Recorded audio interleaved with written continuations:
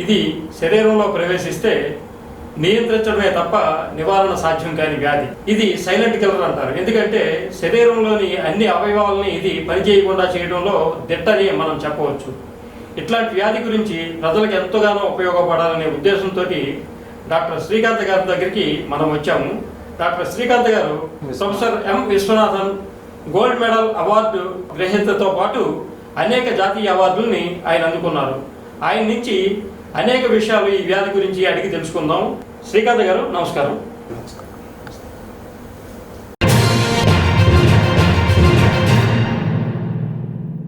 Doctor గారు, diabetes వచ్చిందని గుర్తించడం వల్ల ఈ వ్యాధి లక్షణాలు ఏంటంటే అసలు? డయాబెటీస్ వచ్చిందా రాలేదా అనేది గుర్తించడం అయితే ఓరల్ గ్లూకోజ్ టాలరెన్స్ టెస్ట్ అనేది గోల్డ్ స్టాండర్డ్ మెథడ్ అండి.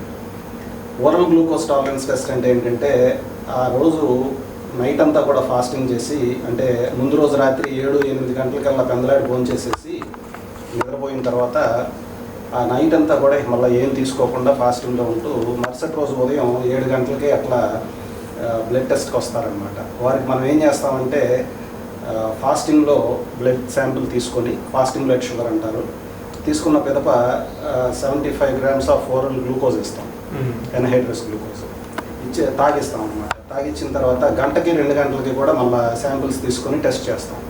ఒకవేళ ఫాస్టింగ్లో ఇచ్చిన బ్లడ్ షుగర్ కనుక 100 దాటితే కనుక ప్రీ డయాబెటీస్ అంటారు. 100 నుంచి 126 వరకు ప్రీ డయాబెటీస్ అంటారు. అంటే వచ్చే అవకాశం ఉందని చెప్పడం. ఎప్పుడైతే 126 దాటుతుందో లేదా 126తో సమాంతరంగా ఉంటుందో ఆల్రెడీ వచ్చేసింది అనే గంటికి సంకేతమే. అయితే సెకండ్ అవర్ రీడింగ్ కూడా చాలా ప్రాముఖ్యత ఉంది. సెకండ్ అవర్ శాంపుల్ ఎప్పుడైతే కనుక 140 దాటుతుందో దాన్ని ఇంపేర్డ్ గ్లూకోజ్ టాలరెన్స్ అంటారు. అంటే ఇది కూడా ప్రీ డయాబెటీస్. వీళ్ళల్లో తదుపరి మాసాల్లో షుగర్ కింద మారే అవకాశాలు వీళ్ళలో ఎక్కువగా ఉంటుంది. అయితే ఎప్పుడైతే 200 దాటుతుందో అది డయాబెటీస్ కింద నిర్ధారణ జరిగిపోయినట్టే. అంటే ఫాస్టింగ్ బ్లడ్ షుగర్ 126 దాటినా కానీ, లేదు second hour blood sugar value 200 దాటినా కానీ డయాబెటీస్గా మనం లేబుల్ చేసేస్తాం. అయితే 50% ఆఫ్ ద డయాబెటీస్ పేషెంట్స్లో లక్షణాలు కనపడవు. 300 బ్లడ్ షుగర్ ఉన్నా, 250 బ్లడ్ షుగర్ ఉన్నా బ్రహ్మాండంగా యాక్టివ్గా ఉంటారు, బస్సు వెనకాల పరిగెడతా ఉంటారు, గేదెల వెనకాల పరిగెడతా ఉంటారు, వ్యవసాయ పనులు బాగానే చేసుకుంటూ ఉంటారు. 50% మందిలో లక్షణాలు ఉండవు కదా అని చెప్పేసి వ్యాధి కూడా లేదనుకుంటా ఉంటారు అనమాట. అయితే ఏంటంటే కొంతమందిలో మాత్రం షుగరు తక్కువ స్థాయిలో ఉన్నప్పటికీ కూడా లక్షణాలు కనపడతా ఉంటాయి, ఎక్కువ స్థాయిలో ఉన్నా కూడా లక్షణాలు కనపడతా ఉంటాయి. ఈ లక్షణాలు కనపడే వాళ్ళు సుమారు ఒక 50% మంది ఉంటారు మొత్తం షుగర్ వ్యాధిగ్రస్తుల్లో కనుక మనం చూసుకుంటే. లక్షణాలు ఎలా ఉంటాయంటే వీళ్ళల్లో రక్తంలో షుగర్ స్థాయిలు బాగా హెచ్చుగా ఉంటాయి కాబట్టి వీళ్ళకి బాగా నీరసంగా ఉండే ఛాన్స్ ఉంటుంది అనమాట. ఈ షుగర్ రక్తంలో ఎప్పుడైతే గ్లూకోజ్ లెవెల్స్ బాగా పెరిగిపోతూ ఉంటాయో కొంత మూత్రం ద్వారా బయటకు వెళ్ళిపోతూ ఉంటుంది. మూత్రం ద్వారా బయటకు వెళ్ళిపోయేటప్పుడు నీటిని కూడా తీసుకెళ్ళిపోతూ ఉంటుంది కాబట్టి వీళ్ళు ఎక్కువసార్లు యూరినల్స్కి వెళ్ళాల్సిన పరిస్థితి ఉంటుంది అనమాట. అధిక మూత్రంతో బాధపడతారు. ఎక్కువ నీరు బయటకు వెళ్తూ ఉంటుంది. ఎక్కువ సార్లు ఇప్పుడే పోసుకొని వస్తారు, మళ్ళీ ఒక అరగంటలోనే లోపల ఏదో ఉంది వెళ్ళాలి అనే ఫీలింగ్లో ఉంటారన్నమాట. సో యూరినల్స్కి ఎక్కువ సార్లు వెళ్తూ ఉంటారు కాబట్టి మంచినీళ్ళు కూడా ఎక్కువగా తాగుతూ ఉంటారు. దాహం, అధిక మూత్రం, పుల్లు పట్టి మాను పట్టకపోవడం, ఆ ఏరియా అంతా కూడా స్వీట్ అట్మాస్ఫియర్ ప్రివేల్ అవుతూ ఉంటుంది కాబట్టి ఇన్ఫెక్షన్స్ తొందరగా క్యాచ్ చేస్తూ ఉంటుంది. పడిన పుండు తొందరగా మాను పట్టదు అనమాట. ఎప్పుడైతే షుగర్స్ మంచి కంట్రోల్లో ఉంటాయో పాత పుండు తగ్గిపోవడమే కాకుండా కొత్త పుండు కూడా రాకుండా ఉంటుంది. అదే తెలవక అమాయకంగా షుగర్లో చెక్ చేసుకోకుండా నాకేంటి షుగర్ ఏంటి ఉండదులే బహుశా అనే ఉద్దేశంతో ఉన్న వాళ్ళకి మాత్రం ఈ పాత పుండ్లు తగ్గకపోవడమే కాకుండా కొత్తగా పుండ్లు మళ్ళీ వేరే చోట కానీ అదే కాలు మీద కానీ లేకపోతే వేరే కాలు మీద కానీ వేరే ప్రదేశంలో కొత్త పుండ్లు వచ్చే ఛాన్స్ ఎక్కువగా ఉంటుంది అనమాట. ఇక అప్పుడు షుగర్ టెస్ట్కి వెళ్ళి షుగర్ ఉందని నిర్ధారణ అయిన తర్వాత షుగర్లు కంట్రోల్ చేసుకుంటే మాత్రమే ఈ 100% తగ్గే ఛాన్స్ ఎక్కువగా ఉంటుంది. అలాగే రెండుగా కనపడటం, బోజర్గా కనపడటం, కంగారుగా ఉండటం, బోజర్గా కనపడటం, ఇవన్నీ కూడా షుగర్ వ్యాధి లక్షణాలు. ఎంత తిన్నా కానీ అధికంగా తినాలనిపిస్తూ ఉంటుంది, ఆకలేస్తూ ఉంటుంది, తింటూ ఉంటారు. కొంతమందికి ఆకలి అనిపించదు, ఆకలి అనిపిస్తూ ఉంటుంది, తింటూ ఉంటారు. లేదు ఆకలి అనిపించక బరువు తగ్గే వాళ్ళు ఉంటారు, ఆకలి అనిపించి తిన్నా కూడా బరువు తగ్గే వాళ్ళు ఉంటారు. సో వెయిట్ లాస్ అనేది దీంట్లో as the blood sugars rises weight loss అనేది బాగా గమనిస్తూ ఉంటాం. 400-450 బ్లడ్ షుగర్కి వెళ్తున్న కొద్దీ వెయిట్ లాస్ బాగా చూస్తూ ఉంటాం. వీళ్ళకి ఏమవుతుందంటే బ్లడ్ షుగర్ 400కి వెళ్తుంది అంటే ఇన్సులిన్ పనితీరులో లోపం ఖరాఖండిగా ఉన్నట్టుగా తెలిసిపోతుంది. అలాగే ఇన్సులిన్ లోపం కూడా కొంతమందిలో ఉండే అవకాశం ఉంది. ఇన్సులిన్ యొక్క మెయిన్ పని ఏంటంటే బాడీలో ఉండే కొవ్వుని ప్రొటెక్ట్ చేసి అట్టి పెట్టడం. కండను కానీ కొవ్వును కానీ ప్రొటెక్ట్ చేసి అట్టు పెట్టడం వన్ ఆఫ్ ద ఫంక్షన్స్ అనమాట ఇన్సులిన్కి. సో దీంట్లో వస్తున్న లోపం కారణంగా కొవ్వు కూడా కరిగిపోయి కీటోన్ రూపంలో బయటికి వెళ్ళిపోయి మనిషి బరువు తగ్గిపోయే సమస్య కూడా చూస్తూ ఉంటారు అనమాట. So once diabetes treatment start చేసిన తర్వాత అన్డౌటెడ్లీ మళ్ళీ పూర్వపు మనిషి బయటకు వస్తుంది. పూర్వపు మనిషిని తయారు చేసుకోవటం చాలా తేలిక. ఓకే. మంచి ట్రీట్మెంట్తో మళ్ళీ వెయిట్ గెయిన్ ఉంటుంది, ఉన్న సమస్యలు తగ్గటం, పుళ్ళు మానబెట్టుకోవటం, అధిక మూత్రం వెంటనే 4-5 రోజుల్లోనే మంచి కంట్రోల్లోకి వచ్చేసేయటం, అధిక దాహం కంట్రోల్లోకి రావడం. డాక్టర్ అసలు ఈ వ్యాధి ముదిరితే ఎలాంటి ఏ అవయవాల మీద ప్రభావం ఎక్కువ చూపెడుతుందండి? డయాబెటీస్ అనేది వచ్చిందంటే మాత్రం 50% మందిలో సుమారుగా అనర్థాలకు దారితీస్తూ ఉంటుంది. కొంతమందిలో మంచి కంట్రోల్ పెట్టుకున్న అనర్థాలకు దారితీసే అవకాశం ఉంటుంది. కొంతమందిలో కంట్రోల్ దీర్ఘకాలికంగా పెట్టుకోలేక అనర్థాలకు దారితీసే అవకాశం ఎక్కువగా ఉంటుంది అన్నమాట. కంట్రోల్ సరిగ్గా పెట్టుకునే వాళ్ళలో తరచుగా మనం చూసే కాంప్లికేషన్స్ కంటికి సంబంధించిన కాంప్లికేషన్స్ కానీ కిడ్నీకి సంబంధించిన కాంప్లికేషన్స్ కానీ చూస్తూ ఉంటాం. కొంతమందిలో నరాల స్పర్శ తగ్గిపోవటం, అలాగే కాళ్ళకి వెళ్ళే రక్త ప్రసరణ తగ్గిపోయి కాళ్ళకు పుండ్లు పడి మానుబట్టకపోవటం, గ్యాంగ్రీన్ ఫార్మ్ అవటం, ఇటువంటివి చూస్తూ ఉంటాం అనమాట. కొంతమందిలో పక్షవాత లక్షణాలు కానీ హార్ట్ అటాక్ లక్షణాలు కానీ, అంటే గుండె మీద కూడా ఇది ప్రభావం చూపిస్తూ ఉంటుంది. మనకి బాడీలో ఏమవుతుందంటే చిన్న రక్తనాళాలు పెద్ద రక్తనాళాలు ఉంటాయి. పెద్ద రక్తనాళాలు వచ్చేసి మెదడుకి వెళ్తూ ఉంటుంది, క్యారోటిడ్స్, అలాగే గుండెకి వెళ్తూ ఉంటుంది కోరోనరీస్, అట్లాగే పాదాలకు వెళ్తూ ఉంటుంది. ఈ పెద్ద వెజల్స్లో వచ్చే బ్లాక్లను బట్టి హార్ట్ అటాక్ కానీ పక్షవాతాలు కానీ లేకపోతే గ్యాంగ్రీన్ కానీ ఫార్మ్ అవుతూ ఉంటాయి అన్నమాట. చిన్న చిన్న బ్లడ్ వెజల్స్ ఉంటాయి మన కంటి లోపల, బ్యాక్ ఆఫ్ ద ఐలో రెటీనా అని చెప్పేసి ఉంటుంది వెనక భాగంలో, కంటి వెనక భాగంలో. ఈ రెటీనాలో ఉండే బ్లడ్ వెజల్స్ కనుక డ్యామేజ్ అవడం స్టార్ట్ అయితే కనుక ఎర్లీ డిసీజ్ కంటికి సంబంధించి రెటినోపతి స్టార్ట్ అవుతున్నట్టు అన్నమాట. కిడ్నీలో కూడా చిన్న చిన్న రక్తనాళాలు ఉంటాయి, మన ఈ బ్లడ్ని ఫిల్టర్ చేసే ఆర్గన్ కిడ్నీ. సో వాటిలో వచ్చే రక్తనాళాల్లో వచ్చే మార్పుల కారణంగా కిడ్నీకి సంబంధించిన కిడ్నీ ఫెయిల్యూర్లో కూడా ల్యాండ్ అయ్యేటటువంటి తీవ్రమైన అనర్థాలు షుగర్ పేషెంట్స్కి ఉంటాయి అన్నమాట.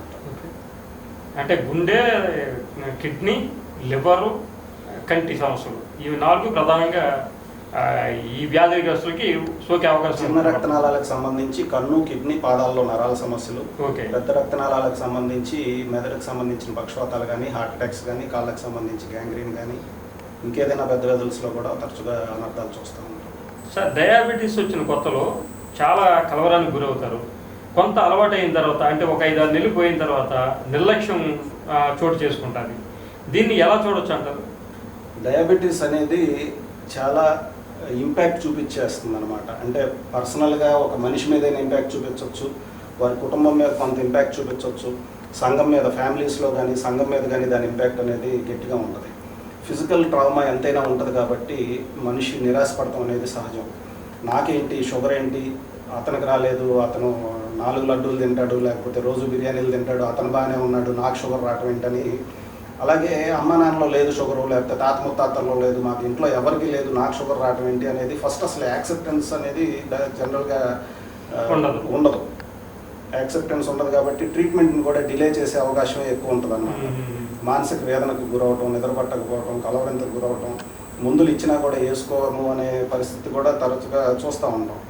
సెకండ్ స్టేజ్లో ఈ మందులు వేసుకోకుండా ఈ వేరే ఆల్టర్నేటివ్ మెడిసిన్స్ ఏదైనా ట్రై చేద్దాం, ప్యూర్గా డైట్ మీదే వెళ్ళిపోదాం, diet is an part of the treatment కానీ కంప్లీట్గా డైట్ మీదే వెళ్ళిపోదాం అనే భావనలో ఉంటాం. కానీ కొంచెం వెయిట్ చేద్దాం, ఇంగ్లీష్ మెడిసిన్స్కి సైడ్ ఎఫెక్ట్స్ ఉంటాయేమో అనే ఇవన్నీ కలగలిపి అనమాట కొంచెం డిలే అవ్వడం అనేది వాస్తవంగా చూస్తూ ఉంటాం డయాబెటీస్ పేషెంట్స్. సో తర్వాత ఈ ఇంటికి వెళ్ళిన తర్వాత భార్యకు చెప్పడం, లేకపోతే తల్లిదండ్రులకు చెప్పడం, డయాబెటీస్ వచ్చిందా, నీకు డయాబెటీస్ రావటం ఏంట్రా అని చుట్టుపక్కల వాళ్ళు చెప్పడం, లేకపోతే డయాబెటీస్ వచ్చినాక మందులు వేసుకుంటే సైడ్ ఎఫెక్ట్స్ ఉంటాయి అని చెప్పేసి పక్కన వాళ్ళు చెప్పడం, వీటన్నిటి కారణంగా ఏంటంటే మందులు ఆపేసేయటం అనేది జరుగుతూ ఉంటుంది. వాస్తవానికి మందులకి సైడ్ ఎఫెక్ట్స్ ఉంటాయి అనే మాట వాస్తవమే. అయితే ఏంటంటే మందులకు వచ్చే సైడ్ ఎఫెక్ట్స్ చాలా తక్కువ ఉంటుంది అన్నమాట. మందుల మూలంగా వచ్చే సైడ్ ఎఫెక్ట్స్ ఏ మందులకైనా ఉంటుంది, కడుపులోకి తీసుకునే మందులకి ఏ మందులకైనా ఉంటుంది. మందులకు వచ్చే సైడ్ ఎఫెక్ట్స్ చాలా తక్కువ. అయితే ఏంటంటే మందులు వేసుకోకపోతే, అంటే మందులు వేసుకోకుండా 300-400 షుగర్లు ఎట్టు పెట్టుకుంటుంటే కనుక తద్వారా వచ్చే ప్రమాదం చాలా ఎక్కువగా ఉంటుంది. దాని సైడ్ ఎఫెక్ట్స్ చాలా ఎక్కువ ఉంటుంది. కాబట్టి ఇక్కడ గమనించాల్సింది ఏంటంటే మందులు వేసుకుంటే సైడ్ ఎఫెక్ట్స్ వస్తాయి అనే దానికన్నా మందులు వేసుకోకుండా షుగర్లు పెంచుకుంటూ వచ్చే సైడ్ ఎఫెక్ట్స్ చాలా ఎక్కువ ఉంటాయి. కాబట్టి మానసికంగా వేదనకు గురవుతున్నా కానీ షుగర్లు పెరిగే ఛాన్స్ ఉంటుంది, డిసీజ్ని యాక్సెప్ట్ చేయకోకుండా డిలే చేసి మందులు వాడుకోకుండా ఉన్నా కూడా షుగర్లు పెరిగే ఛాన్స్ ఉంటుంది. దాని మూలంగా వచ్చే అక్యూట్ కాంప్లికేషన్స్ అంటే సడన్గా కోమాలోకి వెళ్ళిపోయే పరిస్థితి కానీ, లేకపోతే డయాబెటిక్ కీటోఎసిడోసిస్ అనే ప్రమాదకరమైన స్థాయికి వెళ్ళటం కానీ, ఇటువంటివి బాగా చూస్తూ ఉంటాం అన్నమాట. డాక్టర్ గారు, అసలు డయాబెటిక్స్ ఎన్ని రకాలండి? అంటే ఏ టైపు, బి టైప్ అని ఏదో చెబుతూ ఉంటారు. అది ఏ టైప్ అంటే ఏంటి, అసలు బి టైప్ అంటే ఏంటి?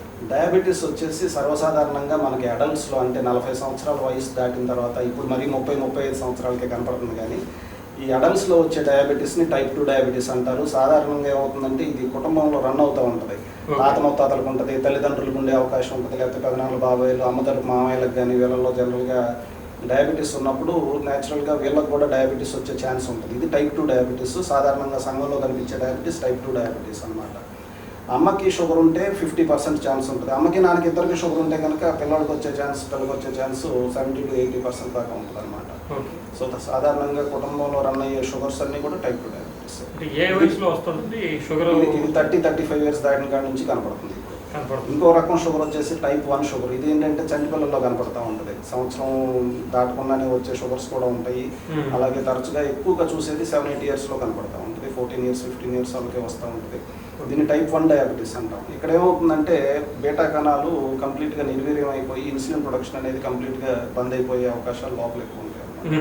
ఇన్సులిన్ లేని కారణంగా వీళ్ళకి చాలా వేరిడ్ హై బ్లడ్ షుగర్స్ ఉంటా ఉంటాయి, బాగా ఫ్లక్చుయేటింగ్ బ్లడ్ షుగర్స్ ఉంటా ఉంటాయి. ఇది వచ్చేసి టైప్ 1 డయాబెటీస్. టైప్ 1లో స్ట్రెస్ కూడా బాగా అవుతుందండి. టైప్ 1 డయాబెటీస్కి ఇతిమిత్తంగా ఇందు కారణంగా వస్తుంది అనేది చెప్పడానికి ఉండదు. దీనికి జెనెటిక్ ఫ్యాక్టర్స్ కూడా ఏమి ఉండదు. పిల్లల్లో జనరల్గా స్ట్రెస్ లెవెల్స్ అవి తక్కువ ఉంటాయి. కొన్ని ఇన్ఫెక్షన్స్ మూలంగా వచ్చే అవకాశం ఉంటుంది అనేది కూడా, లేకపోతే తీసుకునే తిండిని బట్టి ఉంటుందా అనేది ఇంకా రీసెర్చ్ జరుగుతూనే ఉంటుంది. ఈ 2 రకాల షుగర్లే కాకుండా గర్భిణీ స్త్రీలో కనిపించే షుగర్స్ ఉంటాయి అన్నమాట. జెస్టేషనల్ డయాబెటీస్ అన్నాం.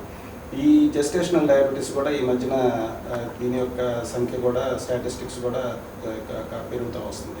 అయితే గర్భిణీ స్త్రీల్లో వచ్చే డయాబెటీస్ ఏంటంటే కంప్లీట్గా డెలివరీ అయిపోయిన తర్వాత ఈ డయాబెటీస్ 50% మందిలో కనపడదు. 50% మందిలో మాత్రం కంటిన్యూ అవుతూ ఉంటుంది అన్నమాట. డయాబెటీస్ వచ్చిన వారు ఎలాంటి ఆహారం తీసుకోవాలండి? డయాబెటీస్ వచ్చిన తర్వాత కంప్లీట్గా తీపి పదార్థాలు అనేది తగ్గించేసుకోవడం అనేది నెంబర్ 1 అనమాట. డయాబెటీస్తో ఎంతైనా మిరాకిల్స్ చేయొచ్చు, అది మనం అందరం కూడా చూస్తూనే ఉన్నాం. కంప్లీట్గా పంచదార మానేసేయటం వల్ల, పంచదార ఎవరు కనిపెట్టారో కానీ జనరల్గా ఏమవుతుందంటే మనం అంత ఆహారం తీసుకుంటే కానీ లోపలికి వెళ్ళిన తర్వాత, జీర్ణం అయిన తర్వాత స్పూన్ పంచదార కిందో 2 స్పూన్లు పంచదార కిందో తయారవ్వాలి, లెక్క ప్రకారం గ్లూకోజ్ కింద మారాలి. అయితే ఏంటంటే మనం తెలుసో తెలవకో ఒక స్పూనో కాఫీలోనో టీలోనో వేసేసుకొని తాగేస్తూ ఉంటాం. అంటే ఒకసారి ఆలోచించండి, ఎంత ఆహారం తీసుకుంటున్నాం మనం. ఒక స్పూన్ పంచదార తీసుకుంటున్నాం అంటే అసలు ఎంత ఆహారం తీసుకున్న దాంతో సమానం. సో పంచదార అనేది అబ్సల్యూట్గా మనం తీసేయాలి, మన డైట్ నుంచి కంప్లీట్గా తీసేయాలి. పంచదార కానీ బెల్లం కానీ, ఇప్పుడు డాక్టర్ గారు బెల్లం తీసుకోవచ్చా అంటారు. బెల్లం కానీ, తేనె కానీ, పంచదార కానీ వీటితో చేసి కంప్లీట్గా అవాయిడ్ చేసినందువల్ల మనం షుగర్స్ని కంట్రోల్ చేసుకోవడమే కాకుండా తక్కువ మందులతో గెటాన్ అయిపోవచ్చు అనమాట. చాలా బాగుంటుంది. పంచదార మానేయటమే కాకుండా స్వీట్స్, పంచదారతో చేసే స్వీట్స్ కానీ, బెల్లంతో చేసే స్వీట్స్ కానీ వీటన్నిటిని కూడా అవాయిడ్ చేసుకోవాల్సి వస్తుంది. అలాగే అన్నం టిఫిన్లో కూడా, అంటే ఈ చిరుధాన్యాలతో చేసేది కానీ, లేకపోతే ఈ పాలిష్డ్ రైస్తో తినటం వల్ల కానీ షుగర్స్ చాలా హై లెవెల్స్లోకి వెళ్ళే ఛాన్స్ ఉంటుంది. కాబట్టి దీనికి కూడా దూరంగా ఉంటాం. అన్నం టిఫిన్లు బాగా తగ్గించుకోవడం, కార్బోహైడ్రేట్స్ తగ్గించేసుకోవడం అనేది చాలా మంచిది. బ్రౌన్ రైస్ కానివ్వండి, లేక కొర్రలు కానివ్వండి, ఇవన్నీ కూడా కార్బోహైడ్రేట్స్ ఉంటాయి, కంపారిటివ్గా తక్కువ ఉంటాయి. కొర్రలు తింటే కంప్లీట్గా తగ్గిపోతుంది అనేది ఏమన్నా. కొర్రలు తిన్నా కానీ ఎక్కువ తీసుకుంటే మళ్ళీ షుగర్స్ పెరిగే ఛాన్స్ ఉంటుంది. 200 ఉన్న షుగర్ని కొర్రలేమి 150కి తీసుకెళ్ళిపోదు. పెరిగేదాన్ని తగ్గించగలుగుతుందా అంటే పెరిగేదాన్ని పెంచడమే దాని తీరు. కాకపోతే పాలిష్డ్ రైస్తో కంపేర్ చేసుకుంటే కొంచెం తక్కువ తెలుస్తుంది. కాబట్టి తగ్గిస్తుందనే ప్రలాపంలో మనం ఎక్కువగా అతిగా మనం బ్రౌన్ రైస్ తీసుకున్నా, కొర్రలు తీసుకున్నా కానీ మళ్ళీ షుగర్స్ పెరిగే ఛాన్సే ఉంటుంది. అయితే ఏంటంటే పాలిష్డ్ రైస్తో కంపేర్ చేస్తే కంపల్సరీగా బ్రౌన్ రైస్ కానీ, ఎలాగో మనం రైస్ తినకోకుండా ఉండలేం కాబట్టి బ్రౌన్ రైస్ కానీ, కొర్రలు కానీ ఇవన్నీ కూడా కొంచెం హెల్ప్ చేస్తాయి. తక్కువ తీసుకుంటాం కాబట్టి బ్లడ్ షుగర్స్ తొందరగా పెరగకుండా ఉంటాయి అనమాట. అన్నం టిఫిన్లు తగ్గించుకొని ఎంతవరకు ఆకుకూరలు పెంచుకున్నందువల్ల మనకు మంచి ఉపయోగాలు ఉంటాయి. ఆకుకూరలు, అన్ని రకాల ఆకుకూరలు, తోటకూర కానివ్వండి, పాలకూర, పచ్చల కూర, గోంగూర, అన్ని రకాల ఆకుకూరలు, అన్ని రకాల కాయగూరలు, పాలకూరలు, పప్పుకూరలు, చేప, చికెన్, గుడ్డు, నాన్ వెజిటేరియన్స్ అయితే చేప, చికెన్, గుడ్డు తీసుకోవచ్చు. శనగలు, చిక్కుళ్ళు, కిడ్నీ బీన్స్, రాజ్మా, ఓట్స్ ఇవన్నీ కూడా షుగర్స్ని అతిమితంగా పెంచే ఉద్దేశం వీటికి ఉండదు. కాబట్టి కడుపు నింపుకోవచ్చు. షుగర్ వ్యాధి ఉంటే అయితే ఏది తినకూడదు అనే కాన్సెప్ట్ ఉండదు. షుగర్ వ్యాధి ఉన్నవాళ్ళు కూడా శుభ్రంగా కడుపు నింపుకోవచ్చు. అయితే తెలివిగా తినాలి. ఏది తినాలి, ఎంత తినాలి, ఎప్పుడు తినాలి అనేది తెలివిగా తినడం అనేది చాలా ఇంపార్టెంట్ అనమాట. ఎంతవరకు కడుపు నింపుకుంటానికి ఆకుకూరలు, కాయగూరలు, పాలకూరలు, పప్పుకూరలు, నాన్ వెజిటేరియన్స్ అయితే చేప, చికెన్, గుడ్డు, శనగలు, చిక్కుళ్ళు, కిడ్నీ బీన్స్, రాజ్మా, ఓట్స్ ఇటువంటి వాటితో కడుపు నింపుకుంటే ఆటోమేటిక్గా మనం ఈ తీపితో చేసిన ఈ స్నాక్స్ కానీ, తీపితో చేసిన పంచదార, బెల్లం, తేనెతో చేసినవి కానీ జనరల్గా తగ్గించి తీసుకుంటాం కాబట్టి షుగర్స్ నుంచి కంట్రోల్లో ఉండే అవకాశం ఉంది. ఈ డయాబెటీస్ వచ్చిన వాళ్ళు ఎంత తరచుగా వైద్య పరీక్షలు చేయించుకోవాల్సిన అవసరం ఉంటుందండి? డయాబెటీస్ వచ్చింది అంటే మెయిన్ కన్సర్న్ ఏంటంటే కొంచెం నెలసరి ఖర్చులు పెరిగాయనేది నిర్వివాదమైన అంశం. ఎందుకంటే కొంచెం బ్లడ్ టెస్టులు చేయించుకోవాల్సి ఉంటుంది, యూరిన్ టెస్టులు చేయించుకోవాల్సి ఉంటుంది, అలాగే మెడిసిన్స్ తీసుకోవాల్సి ఉంటుంది. సో ఎలా మానిటర్ చేసుకోవాలి? పకడ్బందీగా నాకు షుగర్ వచ్చినా కూడా షుగర్ని ఏ విధంగా చేయించాలి, షుగర్ రాని వాడికన్నా కూడా ఉద్వేగాలు ఏ విధంగా జీవితాన్ని సాగించాలి. Professor M Viswanathan, father of diabetology, చెప్పేది కూడా ఏంటంటే every person with diabetes should live his complete life in fullest health. అంటే ప్రతి ఒక్కళ్ళు కూడా కంప్లీట్ జీవితం ఫుల్ హెల్త్తో ఉండాల్సిందే. దాని నిమిత్తం మీరు అడిగినట్టుగా కొన్ని పరీక్షలు మానిటర్ చేసుకోవడం అనేది చాలా ఇంపార్టెంట్. ఫస్ట్ది యూరిన్ షుగర్. లిప్స్టిక్తో చూస్తారు. యూరిన్ నిల్ ఉందా, 1+ ఉందా, ట్రేస్ ఉందా, 2+ ఉందా, 4+ ఉందా అనేది తెలుసుకుంటాం. చాలా ఈజీ, ఇన్ఎక్స్పెన్సివ్ మెథడ్, చాలా సింపుల్ టెస్ట్. రెండోది వచ్చేసి బ్లడ్ టెస్ట్. పరగడుపున బ్లడ్ షుగర్ ఎంత ఉంది, తిన్న తర్వాత బ్లడ్ షుగర్ ఎంత ఉంది అని చెప్పేసి బ్లడ్ డ్రా చేసి టెస్ట్ చేసి ఎంత ఉంది అనేది తెలుసుకొని దానికి తగ్గట్టుగా మందులు వాడుకోవడం అనేది. ఆ బ్లడ్ టెస్ట్ ఏంటంటే ఆ రోజు ఆ పూట ఆ టయానికి ఎంత ఉంది అనేది మాత్రమే చెప్తుంది, కానీ దీర్ఘకాలికంగా ప్రతిరోజు ఎంత ఉంటుంది మనం తరచుగా మధ్యాహ్నం చెక్ చేసుకోము, నైట్ చెక్ చేసుకోము, ప్రతిరోజు చెక్ చేసుకోము. Number of times a day చేసుకోము, ఆల్ డేస్ చేసుకోము. ఎప్పుడో 15 రోజులకు ఒకసారో, నెలకు ఒకసారో చేసుకుంటూ ఉంటాం. మరి మిగతా రోజుల్లో ఎలా ఉంది, మిగతా టయాల్లో ఎలా ఉంది, అర్ధరాత్రి ఎలా ఉంటుంది, ఇదంతా మనం ప్రతిసారి చెక్ చేసుకోవడం అనేది సాధ్యపడదు. సో దీన్ని అంతటిని కవర్ చేసే టెస్ట్ HbA1c, గ్లైకేటెడ్ హీమోగ్లోబిన్ అని చెప్పేసి. ఎర్ర రక్త కణాలకి బ్లడ్ షుగర్ ఎంత అతికింది అనే దాన్ని బట్టి high performance liquid chromatography method, gold standard మెథడ్లో మనం చెక్ చేసుకొని గత 2-3 నెలలుగా షుగర్ యావరేజ్ ఎంత ఉంది అనేది కనుక మనం తెలుసుకుంటే మనిషికి మేలు చేసేటట్టుగా మనం షుగర్ స్థాయిలు పెట్టుకుంటున్నామా, లేదు మనిషికి హాని చేసేటట్టుగా షుగర్ స్థాయిలు పెట్టుకుంటున్నామా అనేది మనకు అర్థమైపోతూ ఉంటుంది. ఎవరిలో అయితే HbA1c 7, 6.5 దగ్గరలో పెట్టుకుంటూ ఉంటారో వారిలో బ్లడ్ షుగర్స్ గత 2-3 నెలలుగా కూడా షుగర్లు మంచి స్థాయిలో పెట్టుకున్నాము అనేది అర్థమైపోతూ ఉంటుంది. కంట్రోల్లో పెట్టుకున్నట్టు అర్థమవుతుంది. అవును. ఎవరిలో అయితే HbA1c 9, 10, కొంతమందిలో 14 కూడా చూస్తూ ఉంటాం. వారిలో మనకు అర్థమయ్యేది ఏంటంటే బ్లడ్ షుగర్స్ గత 2-3 నెలలుగా అంత కంట్రోల్లో ఉండలేదు. కొన్నిసార్లు చీటింగ్ కూడా జరుగుతూ ఉంటుంది. బ్లడ్ షుగర్స్ చూస్తే నార్మల్గా ఉంటాయి, HbA1c చూస్తే చాలా హయ్యర్ సైడ్ ఉంటుంది. ఫర్ ఎగ్జాంపుల్ 2-3 నెలల నుంచి ఒక మనిషి చాలా డిసిప్లిన్గా, చాలా పంక్చువల్గా చెప్పిన మెడిసిన్ చెప్పినట్టు వాడుకుంటూ, డైట్ చక్కగా ఫాలో అవుతూ, ఎక్సర్సైజ్ చక్కగా ఫాలో అవుతూ ఉన్నప్పటికీ లాస్ట్ 7-8 రోజుల్లో కొంచెం ఫంక్షన్స్ ఉండి 2 స్వీట్స్ ఎక్కువ తీసుకోవటము, లేకపోతే గబాల మెడిసిన్స్ అయిపోయి 2 పూటలు వేసుకోవాల్సిన మెడిసిన్ 1 పూట వేసుకోవటము, లేకపోతే కొంచెం అనారోగ్యం బాగా ఉండటము, లేకపోతే వాకింగ్ చేయకోకుండా కొంచెం బతికించడము, ముందు రోజు నైట్ ట్యాబ్లెట్ వేసుకోవటం కారణం చేతన కానీ అతనికి బ్లడ్ షుగర్ చూస్తే హయ్యర్ సైడ్ ఉంటుంది. కానీ HbA1c చూస్తే, అంటే బ్లడ్ షుగర్ చూస్తే 300-400 వెళ్ళిపోతుంది. కానీ HbA1c చూస్తే 7 దగ్గరలో ఉండాల్సిన HbA1c చక్కగా 6.5-7 దగ్గరలోనే ఉంటుంది. అదే సాధారణ పరీక్ష ద్వారా మనం ట్రీట్మెంట్ చేయాలి అంటే 300 ఉంది, చాలా ఎక్కువగా పెట్టుకుంటున్నారు, హాని చేసేటట్టు పెట్టుకుంటున్నారని డోసులు పెంచే అవకాశం ఉంటుంది.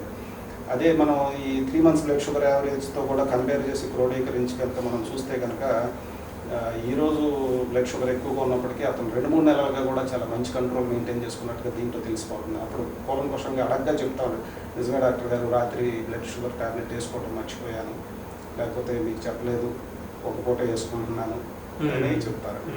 సో అటువంటి వారిలో మనం డోసులు పెంచుకోకుండానే అదే డోస్తో రెగ్యులర్గా వేసుకోమని చెప్పి, డైట్ యాక్టివిటీ కరెక్ట్గా ఫాలో అవ్వమని చెప్పి, ఒకవేళ అనారోగ్యం ఏదైనా ఉంటే అనారోగ్యానికి ట్రీట్మెంట్ తీసుకోమని చెప్పి అయ్యే మందులతోనే మంచి షుగర్ లెవెల్స్ మెయింటైన్ చేసుకునే అవకాశం ఉంటుంది. ఓకే. ఇయర్లీ వన్స్ తప్పనిసరిగా చేసుకోవాల్సిన పరీక్షలు ఏంటంటే? జనరల్గా డయాబెటీస్ వాళ్ళు ట్రీట్మెంట్ తీసుకునేది కూడా ఎందుకంటే అనర్థాలకు భయపడి తీసుకుంటూ ఉంటారు. అనర్థాలు వచ్చేసి కంటికి సంబంధించిన అనర్థాలు వస్తాయేమో, కిడ్నీకి సంబంధించిన అనర్థాలు వస్తాయేమో, పాదాలకు సంబంధించిన అనర్థాలు వస్తాయేమో, దీన్ని మైక్రోవాస్కులర్ కాంప్లికేషన్స్ అంటారు. ఈ అనర్థాలు వస్తాయేమో అనే భయం ఎక్కువగా ఉంటుంది. అందుకనే ఈ షుగర్ వ్యాధి పట్ల అంత అటెన్షన్గా ఉంటారనమాట. కాబట్టి ఈ ఎర్లీ స్టేజెస్లోనే ఈ డిసీజ్ని పట్టుకోవటం, వీలైతే అసలు రాకుండానే చూసుకోవటం, ఒకవేళ వచ్చిన ఎర్లీ స్టేజెస్లో పట్టుకొని అడ్వాన్స్డ్ స్టేజ్కి వెళ్ళకోకుండా చూసుకోవటం అనేది చాలా ఇంపార్టెంట్. కాబట్టి కంటికి సంబంధించి రెటినోపతి స్క్రీనింగ్ కానీ, కిడ్నీకి సంబంధించి యూరిన్ ఫర్ మైక్రో ఆల్బుమిన్, అలాగే బ్లడ్ టెస్ట్ ఈజీఎఫ్ఆర్ టెస్ట్ అని ఉంటుంది, ఎస్టిమేటెడ్ గ్లోమెరులార్ ఫిల్ట్రేషన్ రేట్ అనే టెస్ట్ ఉంటుంది. కిడ్నీ ఫిల్ట్రేషన్ రేట్ ఎలా ఉంది, సంవత్సరానికి ఏమైనా తగ్గిపోతుందా అనేది తెలుసుకునే ముఖ్యమైన పరీక్ష. ఇవి సంవత్సరానికి ఒకసారి చూసుకుంటే మంచిది. ఏదైనా తేడా ఉన్న వాళ్ళు 6 నెలలకు ఒకసారి, లేదా డాక్టర్ గారు చెప్పినట్టు 3 నెలలకు ఒకసారి కూడా చూసుకుంటూ ఉండాల్సి వస్తుంది. నెల చూసుకునే పరిస్థితి కూడా ఉంది. అలాగే పాదాలకు సంబంధించిన నరాల మీద దీని షుగర్ వ్యాధి యొక్క ప్రభావం కారణంగా నరాల స్పర్శ కోల్పోయే అవకాశం ఉంటుంది, కాళ్ళలో చుట్టూ మంటలు తిమ్మిర్లు ఉండే అవకాశం ఉంటుంది. కాబట్టి సంవత్సరానికి ఒకసారైనా పాదాల నరాల స్పర్శ ఎలా ఉంది అనేది వైబ్రేషన్ టెస్ట్ అంటారు అన్నమాట. అలాగే మోనోఫిల్మెంట్ టెస్ట్ అంటారు. అలాగే టెంపరేచర్ సెన్సేషన్ ఎలా ఉంది అని చెక్ చేసే పద్ధతి ఉంటుంది అనమాట. సో ఈ టెస్టులు జనరల్గా సంవత్సరానికి ఒకసారి చెక్ చేసుకుంటూ ఉంటే మంచిది. అలాగే వీళ్ళలో ఏంటంటే మైక్రోవాస్కులర్ కాంప్లికేషన్సే కాకుండా మ్యాక్రోవాస్కులర్ అంటే ఇందాక చెప్పుకున్నట్టుగా పెద్ద వెజల్స్ సైడ్ నుంచి కూడా కాంప్లికేషన్స్ ఉంటాయి. కాబట్టి హార్ట్కి వెళ్తున్న బ్లడ్ సప్లై బాగుందా లేదా, కరోనరీస్లో ఏమైనా బ్లాక్స్ ఉంటున్నాయా అనేది మనం ఈసీజీలో కానీ ఈకోలో కానీ, లేదు సంవత్సరానికి ఒకసారి చక్కగా ట్రెడ్మిల్ టెస్ట్ చేయించుకున్నా కానీ దానికి సంబంధించిన డీటెయిల్స్ వచ్చేస్తాయి అన్నమాట. ఒకసారి కరోటిడ్ అల్ట్రాసౌండ్ ఏదైనా తీయించుకోవచ్చు, చక్కగా కరోటిడ్ వెజల్స్లో ఏమైనా బ్లాక్స్ ఉంటే బయటకు వస్తాయి. అలాగే కాళ్ళకు సంబంధించి పెరిఫరల్ డాప్లర్ స్టడీస్ అని చెప్పేసి ఉంటాయి అన్నమాట. రక్తనాళాల్లో ఏమైనా కొవ్వుగడ్డలు ఉంటున్నాయి, ఆ బ్లాక్స్ ఏమైనా ఉంటున్నాయి, అవి ఉంటే ఏ స్థాయిలో ఉంటున్నాయి, ఎక్కడ ఉంటున్నాయి, ఏ లెవెల్లో ఉంటున్నాయి అనేది కూడా చెక్ చేసుకునే అవకాశం ఉంటుంది. అది సంవత్సరానికి ఒకసారి అయినా చేయించుకుంటూ ఉంటారు. అలాగే బ్లడ్ షుగర్స్ తరచుగా ఫ్లక్చుయేట్ అవుతూ ఉంటాయి. బాగా కొంతమందిలో బాగా హై వెళ్ళిపోతూ ఉంటాం, 300-400కి వెళ్ళి ప్రమాదకరమైన స్థాయికి వెళ్తూ ఉంటాం. లేదు దిడేలు మన బాగా లో లెవెల్స్కి వెళ్ళిపోవటం, 50-60కి వెళ్ళిపోవటం, ఇటువంటివి కూడా చూస్తూ ఉంటాం అన్నమాట. వీళ్ళలో ఏంటంటే కంటిన్యూస్ గ్లూకోజ్ మానిటరింగ్ అనే టెస్టులు కూడా చేయించుకోవాల్సి వస్తాం. ఓకే. అలాగే కొంతమందిలో బీపీ, బ్లడ్ ప్రెషర్లో వ్యత్యాసాలు ఉంటాయి. సాధారణంగా ఏంటంటే డే టైం బీపీ కన్నా నైట్ టైం బీపీకి ఒక 10% తక్కువ ఉంటుంది. ఉంటుందా లేదా అనేది మనం చక్కగా అంబులేటరీ బ్లడ్ ప్రెషర్ మానిటరింగ్ అని చెప్పేసి ఒక ప్రత్యేకమైన పరికరం ద్వారా మనం చూసుకుంటూ ఉన్నారన్నమాట. ఎప్పుడైతే 10% డ్రాప్ అవుతుందో నైట్ టైము, అంటే పేషెంట్ నిద్రకు డిస్టర్బెన్స్ లేకుండా కూడా చక్కగా పరీక్ష చేసుకోవచ్చు, ఇబ్బంది ఏమి ఉండదు. 10% డ్రాప్ అవుతుంది. కానీ కొంతమందిలో ఆ డ్రాప్ అనేది కనపడుతుంది, ఇలా నాన్ డిప్పర్స్ అంటారు. సో ఈ నాన్ డిప్పర్స్ అందరిని ఐడెంటిఫై చేసుకోవడం, అవసరాన్ని బట్టి ఆల్రెడీ బీపీ ట్యాబ్లెట్స్ మీద లేకపోతే బీపీ ట్యాబ్లెట్స్ స్టార్ట్ చేసుకోవడం, ఆల్రెడీ బీపీ ట్యాబ్లెట్స్ వాడుతున్న వాళ్ళు అయితే కనుక దాన్ని కొంచెం స్పేసింగ్ చేసుకొని ఉదయం సాయంత్రానికి అడ్జస్ట్ చేసుకొని, అల్టిమేట్గా ఏంటంటే we should see to it that all diabetics are dippers but not non dippers. Sir కొన్ని పదార్థాలు తినడం వల్ల, అంటే కాకరకాయ రసం తీసుకోవడం కానీ, మెంతులు తీసుకోవడం కానీ, లేకపోతే వేపాకు తినడం కానీ, అంటే చేదు పదార్థాలను తీసుకోవడం ద్వారా డయాబెటీస్ని తగ్గించవచ్చు అనే ఒక అది అపోహ అంటారా, లేకపోతే నిజమా అని చెప్పగలరు? కాకరకాయ రసాలు కానీ, ఎనీథింగ్ చేదుగా ఉండేది వేప కానీ, లేకపోతే కాకరకాయ కానీ, మెంతులు కానీ, ఇవన్నీ కూడా బ్లడ్ షుగర్స్ తగ్గిస్తాయి అనడంలో ఏమాత్రం వివాదం లేదు, అసలు సందేహం లేదు. అయితే ఏంటంటే రెగ్యులర్ ట్రీట్మెంట్ మీద ఉంటూ వెంబటే బ్లడ్ షుగర్ తగ్గించుకోవాలి, ఇంటి పక్కన వాళ్ళు చెప్పారు లేకపోతే మిత్రులు చెప్పారు అనేసి అతిగా తీసుకుంటాం. ఒక్కోసారి 2 గ్లాసులు కాకరకాయ రసం తీసుకుని బాగా లో షుగర్లోకి వెళ్ళిపోయి ఇబ్బంది పడిన వాళ్ళు, అడ్మిట్ అయిన వాళ్ళు కూడా చూస్తూ ఉంటాం. అలా కాకుండా మోడరేట్గా తీసుకున్నందువల్ల డయాబెటీస్ అనేది కొంచెం కంట్రోల్లో ఉంటుందన్నమాట వాస్తవం. అయితే కేవలం ఇదే కంట్రోల్ చేస్తుంది అనే ఉద్దేశంతో మందులు ఆపేసి ఇవే తీసుకునే వాళ్ళల్లో బ్లడ్ షుగర్స్ బాగా పెరిగిపోయి ఇబ్బంది పడే వాళ్ళు ఉంటారు. లేదు దీన్నే ఎక్కువగా తీసుకొని తొందరగా తగ్గించుకుందామని చెప్పి మందుల మీద ఇది ఎక్కువగా తీసుకొని లో షుగర్కి వెళ్ళే వాళ్ళు ఉంటారు. ఓకే. ఏదైతేనేమి మోడరేట్గా కన్సిస్టెంట్గా కొద్దికాలం పాటు డయాబెటీస్ మందులు తగ్గించుకునే ఉద్దేశంతో, మందులకు ప్రత్యామ్నాయంగా కాదు, మందులు తగ్గించుకునే ఉద్దేశంతో లిమిటెడ్గా మోడరేట్గా మనం తీసుకున్నందువల్ల డయాబెటీస్ అనేది కంట్రోల్లో ఉంటుందన్న మాట వాస్తవం. ఫర్ ఎగ్జాంపుల్ మెంతుల మీద అయితే రీసెర్చ్ స్టడీస్ కూడా ఉన్నాయి. ఓకే. మెట్ఫార్మిన్ 500 ఉదయం సాయంత్రం వేసుకున్న దాంతో సమానం.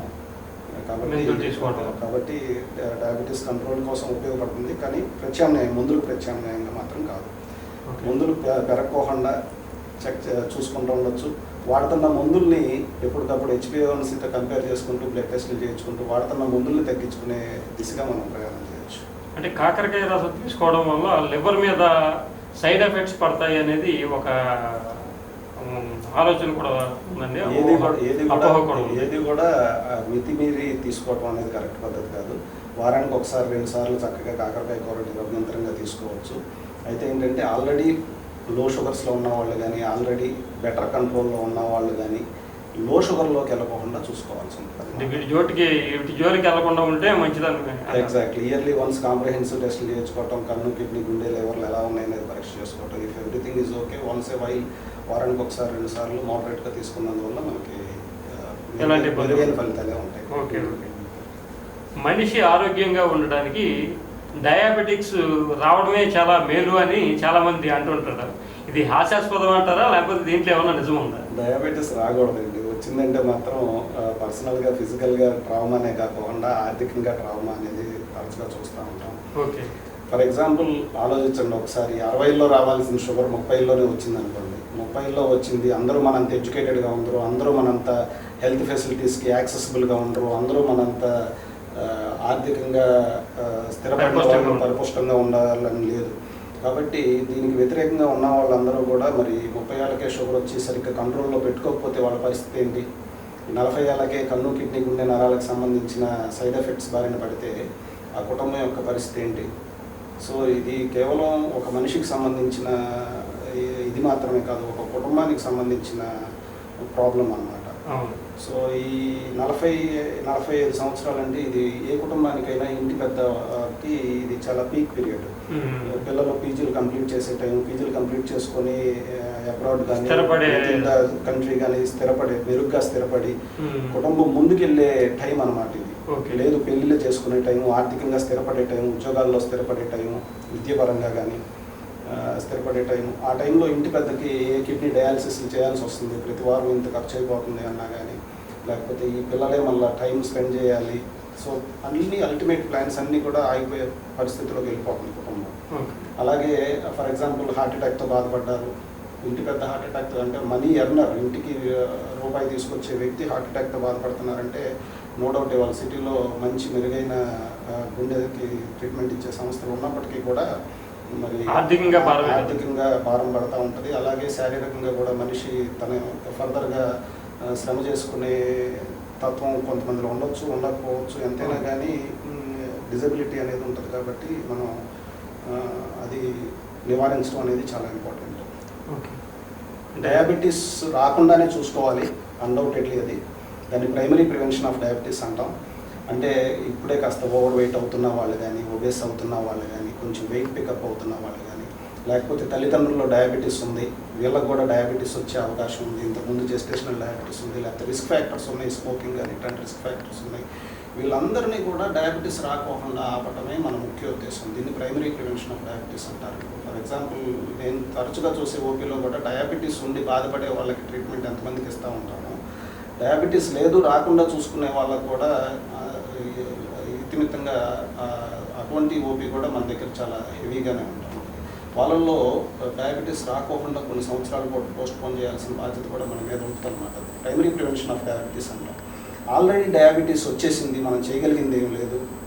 వాళ్ళల్లో మనం చూడాల్సింది ఏంటంటే కనీసం అనర్థాలు రాకుండా చూసుకోవాలి. కంటికి సంబంధించిన అనర్థాలు కానీ, కిడ్నీకి సంబంధించిన అనర్థాలు కానీ, ఇందాక చెప్పుకున్న గుండెకి సంబంధించిన అనర్థాలు కానీ, లేదా గ్యాంగ్రీన్ వచ్చి కాలు తీసేయాల్సిన పరిస్థితిలో రాకోకుండా చూసుకోవాల్సిన పరిస్థితి కూడా మన మీద ఉంటుంది. దీన్ని సెకండరీ ప్రివెన్షన్ ఆఫ్ డయాబెటీస్ అంటాం అన్నమాట. ఓకే.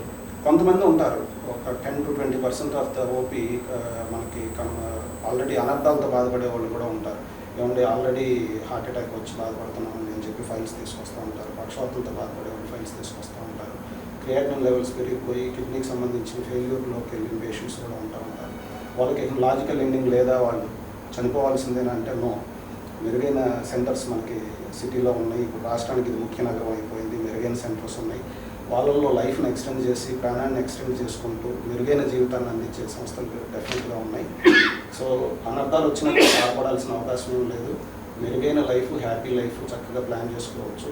సో ప్రైమరీ ప్రివెన్షన్ కానివ్వండి, సెకండరీ ప్రివెన్షన్ కానివ్వండి, టెర్షరీ ప్రివెన్షన్ కానివ్వండి, పర్ఫెక్ట్గా ప్లాన్ చేసుకోవాల్సిందే. డయాబెటీస్ వస్తే మంచిది అనే కాన్సెప్ట్ అనేది కరెక్ట్.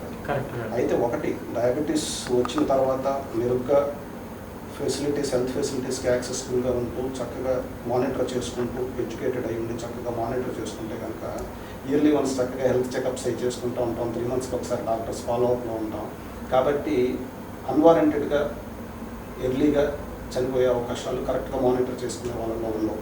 వీళ్ళు యాక్చువల్గా డయాబెటీస్ లేని వాళ్ళకన్నా కూడా ఎక్కువ శాతం బతికే అవకాశం ఉంటుంది అన్నమాట. కొన్ని సందర్భాల్లో ఏంటంటే డయాబెటీస్ లేని వాళ్ళకి అవధులు అనేవి ఉండవు.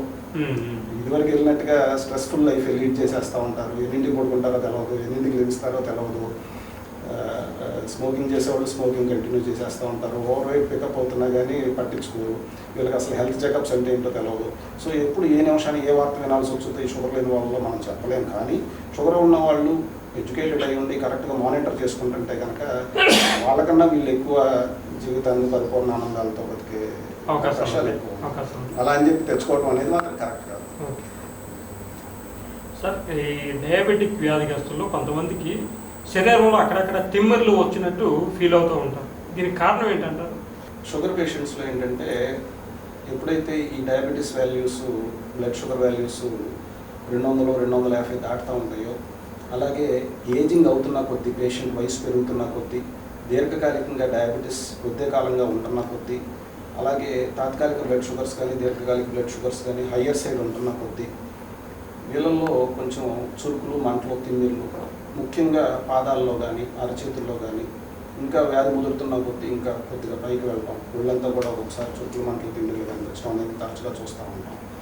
అయితే ఎప్పుడైతే మంచి షుగర్స్ కంట్రోల్లోకి తెచ్చుకోవడం ప్రారంభమవుతూ ఉంటుందో చక్కగా ఈ మంటలు, తిమ్మిర్లు అనేవి కొద్దిగా పెరిగినట్టుగా పెరిగి తర్వాత నిదానంగా మన కంట్రోల్లోకి వచ్చేస్తాయి, మంచి కంట్రోల్లోకి వస్తాయి.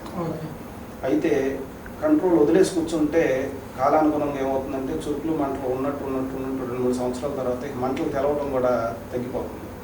పేషెంట్ అనుకుంటారు మంటలు తగ్గుతున్నాయి, చురుకులు తగ్గుతున్నాయి, షుగర్లు ఎక్కువగా ఉన్నా కూడా మంటలు, చురుకులు తగ్గిపోతున్నాయిలే, కాలానుగుణంగా తగ్గినాయి కదా అని ఆనందపడే లోపే తను స్పర్శ తగ్గిపోయిన విషయం గుర్తిస్తాడు అనమాట. సో మంటలు తగ్గింది అదేదో మంచి జరిగో, లేకపోతే షుగర్ వ్యాధి కంట్రోల్లోకి వచ్చో, లేకపోతే ఇతరత్ర ఆరోగ్యం మెరుగుపడో మంటలు తగ్గడం కాదు. ఈ విధంగా స్పర్శ తగ్గిపోవడం మూలంగా మంటలు తగ్గినాయి అనేది గమనించుకొని అది బాధపడాల్సిన పరిస్థితి అనమాట. కాబట్టి ఆ స్థాయికి మనం వెళ్ళకోకుండా ఉండాలంటే ఖచ్చితంగా సంవత్సరానికి ఒకసారి వైబ్రేషన్ పర్సెప్షన్ థ్రెషోల్డ్, అలాగే మోనోఫిలమెంట్ టెస్టింగ్, అలాగే టెంపరేచర్ టెస్టింగ్ అనేది మనం చెక్ చేసుకుంటే ఎంత స్టేజ్లో మనం ఏ పాయింట్ కాడ మనం వైబ్రేషన్ పట్టుకోగలుగుతున్నాము, టెంపరేచర్ పట్టుకోగలుగుతున్నాము అనేది తెలుసుకోగలిగితే, ఎర్లీగా తెలుసుకోగలిగితే కనుక స్పర్శ తగ్గిపోయే స్థాయికి మనం వెళ్ళకోకుండా జాగ్రత్త పడవచ్చు. For example vibration perception normal people 15 లోపలే పట్టుకుంటారు. 15 లోపల పట్టుకుంటున్నంత వరకు నార్మల్లే. అలా కాకుండా కొంతమంది 20 దగ్గర పట్టుకుంటారు. 20 దగ్గర పట్టుకుంటున్నారు అంటే ఏంటి, 15 దాటింది అంటే ఏదో లోపం జరుగుతుంది, నరాల మీద షుగర్ వ్యాధి యొక్క ప్రభావం ప్రస్ఫుటంగా కనపడుతుంది, ఈ needs some attention, much care is required అనేది మనకు తెలిసిపోతా ఉంది. లేదు చెకప్పే చేయించుకోవట్లా, అశ్రద్ధగా వదిలేశారు, వీళ్ళు 20 నుంచి 25కి వెళ్ళొచ్చి కొంతమంది 35, 40 దగ్గర కూడా స్పర్శ పట్టుకోలేని పరిస్థితిలోకి వెళ్ళే ప్రమాదం ఉంటుంది. కాబట్టి పీరియాడికల్గా మనం రెగ్యులర్గా చెకప్ చేయించుకుంటే వచ్చే అడ్వాంటేజ్ ఏంటంటే వ్యాధి ఉందా లేదా అనేది తెలుసుకోవడమే కాకుండా వ్యాధి ఎర్లీ స్టేజ్లో తెలుసుకోవటం, స్టేజ్ 1 అంటే మైల్డ్ నుంచి మోడరేట్లోకి జంప్ అవ్వకుండా తదనుగుణంగా మనం చర్యలు తీసుకోవటం, మెడిసిన్స్ యూస్ చేసుకోవటం, మోడరేట్ నుంచి సివియర్కి వెళ్ళకోకుండా చూసుకోవటం, లేదా ఇన్సేన్ ఫుట్ అసలు స్పర్శ లేని పాదం కింద మారిపోకుండా మనం ప్రివెన్షన్ చేసుకోవడం అనేది చాలా ఇంపార్టెంట్. లేని పక్షంలో తర్వాత చెప్పులు జారిపోయిన విషయం కూడా తెలియదు. ఏదన్నా పుల్లు పడ్డా లేకపోతే ఏదన్నా కోసుకున్నా గీసుకున్నా కూడా వీళ్ళకి అబ్జర్వేషన్లోకి రాదు. చీపట్టేసినా కూడా అబ్జర్వేషన్లోకి రాదు. ఒక్కొక్కసారి కొన్ని సందర్భాల్లో రక్తనాళాల్లో కూడా ఏదన్నా గౌగడ్లు కానీ బ్లాక్స్ కానీ ఏర్పడి రక్త సరఫరాలో కాంప్రమైజ్ కనుక వచ్చినట్టయితే ఆ గాయం మానబట్టుగా గ్యాంగ్రీన్ కింద మారే ప్రమాదం కూడా ఉంది. చాలా సందర్భాల్లో ఏంటంటే మనవరాల్లో చూసి తాత ఏంటి అక్కడ నీకు చీమ పడుతుంది, ఏంటి అక్కడ నీకు రక్తం కనపడుతుంది ఏంటి తాత అని చెప్పి వాపు వస్తుంది ఏంటి అంటే తప్ప తెలుసుకోలేనంత స్పర్శ జ్ఞాన లోపం పేషెంట్స్లో చూస్తూ ఉంటాం. వైబ్రేషను వైబ్రేషన్ టెస్టింగ్, అలాగే టెంపరేచర్ టెస్టింగ్, మోనోఫిల్మెంట్ టెస్టింగే కాకుండా ఈ రక్తనాళాలలో రక్త ప్రసరణలో ఏమన్నా లోపాలు ఉంటున్నాయా, ఏమన్నా బ్లాక్స్ ఉంటున్నాయా అనేది మనం పెరిఫరల్ డాప్లర్ సంవత్సరానికి ఒకసారి చేయించుకుని చక్కగా గడ్డలు కనుక కొవ్వుగడ్డలు కానీ బ్లాక్స్ కానీ ఏమైనా ఉంటే దాన్ని క్లియర్ చేసుకుంటే అప్పుడు అయ్యి తొందరగా మానబట్టే అవకాశం ఉంటుంది. Sugar levels up and down లేకుండా చూసుకోవడం ఎలాగండి? కొంతమంది పేషెంట్స్లో షుగర్లు అమాంతంగా పెరిగిపోయి 300, 400కి వెళ్ళిపోతూ ఉంటుంది. అలాగే ఈ ఎక్కువ ఉన్న ప్రతిసారి కొంతమంది పేషెంట్స్ ఏంటంటే కొంచెం 4 యూనిట్లు ఇన్సులిన్ పెంచుకోవడం, లేకపోతే ఒక అరమొక్క ఎక్కువ వేసుకోవటము, ఇటువంటి కారణంగా ఏంటంటే బ్లడ్ షుగర్ మళ్ళీ గంట తిరగకోకుండానే సడన్గా డ్రాప్ అయిపోయి 70కి 60కి పడిపోయే సందర్భం కూడా మనం చూస్తూ ఉంటాం అన్నమాట. సో తరచుగా హెచ్చులు కనపడతా ఉంటాయి, తరచుగా లోసు కనపడతా ఉంటాయి. సెల్ఫ్ ట్రీట్మెంట్ చేసుకునే వాళ్ళలో తరచుగా చూస్తాం అనమాట. సో ఇటువంటి జరగకుండా ఉండాలి అంటే ఏంటంటే డిఫరెంట్ టైమ్స్ ఆఫ్ ద డేలో ఆల్ డేస్ మనం బ్లడ్ షుగర్స్ అనేవి టెస్ట్ చేసుకునే అవకాశం ఉంటే కనుక తరచుగా వచ్చే హెచ్చు తగ్గుల్ని మనం నివారించుకోవచ్చు. అయితే దీనికి ప్రతిసారి మనం 2 ml బ్లడ్ శాంపుల్ తీసి టెస్టులు చేయాలా, number of times a day చేయాలి కదా, ఆల్ డేస్ చేయాలి కదా అంటే అంత అవసరం లేకుండా సింపుల్ పరికరం, వెరీ సింపుల్ గ్లూకోమీటర్ ఉంటుంది అనమాట. దీంతో మనం చక్కగా మనం టెస్ట్ చేసుకోవచ్చు. ఇవాళ కమర్షియల్గా అవైలబుల్ అయ్యే అన్ని గ్లూకోమీటర్స్ కూడా పాస్ట్ 5-7 ఇయర్స్ నుంచి వస్తున్న బ్రాండ్స్ అన్ని కూడా మంచి బ్రాండ్సే. కొన్ని సందర్భాలు అడుగుతారు గ్లూకోమీటర్ రీడింగ్స్ మనం నమ్మొచ్చు అని. అన్డౌటెడ్లీ మనం నమ్మొచ్చు. ఒక 10% వేరియేషన్ అనేది ఉంటుంది అనమాట. అంతే. అది మనకి కేవలం వ్యాధి నిర్ధారణకు కాదు, వ్యాధిని మానిటర్ చేసుకుంటానికి బెటర్గా ఉపయోగపడుతుంది. For example number of times a day చేయాలి, ప్రతిసారి మనం ఇవ్వలేం కాబట్టి గ్లూకోమీటర్ సహాయం మనం తీసుకోవచ్చు అన్నమాట. అలాగే దానికి ల్యాన్సెట్ అని చెప్పేసి ఉంటుంది, పిన్ ప్రిక్కింగ్ డివైస్ ఉంటుంది. ల్యాన్సెట్ ద్వారా మనం బ్లడ్ని 1 డ్రాప్ తీసుకొని గ్లూకోమీటర్ స్ట్రిప్ అనేది ఉంటుంది అనమాట. స్ట్రిప్ మీద వేసి గ్లూకోమీటర్లో పెడితే ఇమీడియట్గా వితిన్ 30 సెకండ్స్ లోపే మనకి అది డొమెస్టిక్ టెస్ట్ పనిచేస్తుంది. డొమెస్టిక్ టెస్ట్ ఇంటికాడ చేసుకుంటానికి వితిన్ 15 to 30 minutes లోపే రీడింగ్ వచ్చేస్తుంది. సో నెంబర్ ఆఫ్ టైమ్స్ చేసుకోవడం అనేది చాలా ఇంపార్టెంట్. ఎక్కువ డేస్ చేసుకుంటా సో ఈ ప్యాటర్న్ ఎలా ఉంది అనేది అబ్జర్వ్ చేసుకుంటూ ఫుడ్లో కానీ వాడుతున్న డోసెస్ ఆఫ్ మెడిసిన్స్లో కానీ ఏమైనా మార్పులు చేర్పులు చేసుకోవాలా అనేది తెలుసుకోవడానికి ఇది బాగా ఉపయోగపడుతుంది. సో మీరు అడిగిన ప్రశ్నకి ఒకటే ఆన్సర్ ఏంటంటే test test test. It is the simple logic to. Doctor గారు, బ్లడ్ బయటికి తీయకుండా షుగర్ లెవెల్స్ మానిటర్ చేయడం అనేది సాధ్యమయ్యే పనేనా? డయాబెటీస్ పేషెంట్స్ ఎక్కువ భయపడేది బ్లడ్ టెస్ట్ చేయించుకోవాలంటే ప్రతిసారి కూడా 2 ml బ్లడ్ తీయాలి కదా. తినకముందు 2 ml బ్లడ్, తిన్నాక 2 ml బ్లడ్. ఇందాక మీరు అడిగినట్టుగా హైలీ ఫ్లక్చువేటింగ్ బ్లడ్ షుగర్స్ ఉన్న వాళ్ళలో, అంటే ఇది ఎక్కడ కనపడతా ఉంటుంది అంటే ఇన్సులిన్ తీసుకునే వాళ్ళలో, అధిక మోతాదుల్లో మందులు తీసుకునే వాళ్ళలో highly fluctuating ups and downs కనపడతా ఉంటాయి. వీళ్ళకి ఇందాక మనం చెప్పుకున్నట్టుగా తరచుగా బ్లడ్ షుగర్స్ మానిటర్ చేసుకుంటూ ఉండాల్సి వచ్చింది. దానికి ప్రతిసారి కొడవాలన్నా కానీ ఇబ్బంది ఏర్పడుతూ ఉంటుంది. అలాగే ప్రతిసారి గ్లూకోమీటర్తో టెస్ట్ చేసుకోవాలన్నా ఇబ్బంది కదా. దాన్ని కూడా ఏ విధంగా అవాయిడ్ చేయొచ్చా అంటే ఏజీపీ అని చెప్పేసి సెన్సార్ ఉంటుంది అనమాట. ఆ చిన్న సెన్సార్ ఇక్కడ lateral part of the upper ఆర్మ్లో కనుక మనం పెట్టుకుంటే మనకి కంటిన్యూస్గా మనకి రీడింగ్స్ ఎవ్రీ 20 సెకండ్స్కి రీడింగ్స్ ఇస్తూ ఉంటుంది అనమాట. 99 రీడింగ్స్ మనం ఒక 14 days పాటు మానిటర్ చేసుకునే అవకాశం ఉంటుంది. ఆ ప్యాటర్న్ టైమ్ అండ్ రేంజ్ ఎలా ఉందనేది చూసుకొని వాట్ % ఆఫ్ టైమ్ మనకి హయ్యర్ సైడ్ ఉంటున్నాయి blood sugar values, what % of time నార్మల్గా ఉంటున్నాయి, what % of time lower side ఉంటున్నాయి అనేది చెక్ చేసుకుని తదనుగుణంగా మనం డైట్ కానీ లేకపోతే వాడుతున్న మెడిసిన్స్ యొక్క డోసెస్ కానీ ఈజీగా అడ్జస్ట్ చేసుకోవచ్చు without a single drop of blood. ఒక చిన్న రక్తపు బొట్టు కూడా లేకోకుండా 99 రీడింగ్స్ అట్లా 14 days పాటు మనం మానిటర్ చేసుకొని డోసెస్ కానీ డైట్ కానీ అడ్జస్ట్ చేసుకొని చక్కటి కంట్రోల్లోకి తెచ్చుకోవచ్చు. అంటే ఇది ఏజీపీ పరికరం అండి? అవునండి, సెన్సార్, చిన్న సెన్సార్ మనకి lateral part of the upper arm దగ్గర పెడతారండి. Okay okay.